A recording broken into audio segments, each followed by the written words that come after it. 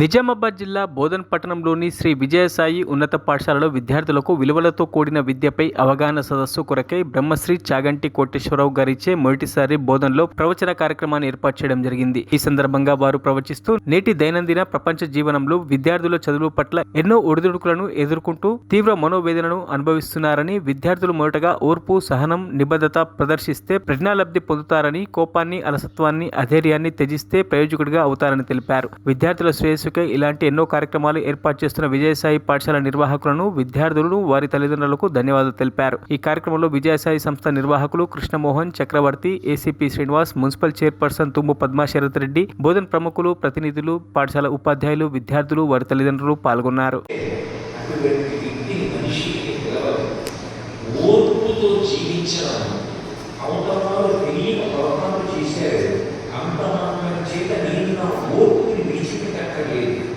నేను ప్రశాంతంగా ఉండాలి, వారి తప్పు వారు తెలుసుకుంటారు అని ఓర్పు పట్టగలిగితేనే లోకం నిలబడదు. అట్లా ఓర్పు పట్టకపోతే అసలు లోకం నిలబడదు. బాగా శక్తి ఉన్నటువంటి వ్యక్తి దగ్గర ఓర్పు లేదనుకోండి, ఉత్తర క్షణంలో విలయం సంభవిస్తుంది. మీకు నేను ఒక ఉదాహరణ చెప్తా. ధర్మరాజు గారికే కోపం వస్తే ఆయన కోపం చాలు సర్వనాశనం తీసేయాలి.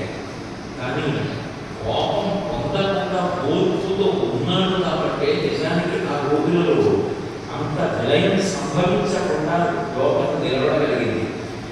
ఓర్పు పట్టగలగడం అన్నది తెలిసి ఉండాలి.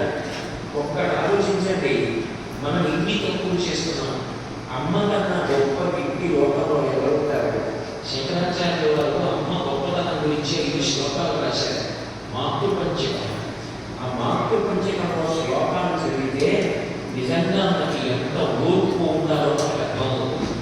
ఆ శ్లోకాలలో ఒక శ్లోకంలో అంటారు శంకరుడు, ఆస్థాంతావలీయం ప్రసూతి సమయీర్వారసులభ్యత నైరుధ్యం తనుశోషణం మలమయీ శయ్యాచ సంవత్సరి ఏకస్యాపి న గర్భధామ భరక్లీశస్య యస్య క్షమః గాతుం నిష్కృతిరున్నతోపితన తనయత్తస్యై చరంతి నమః.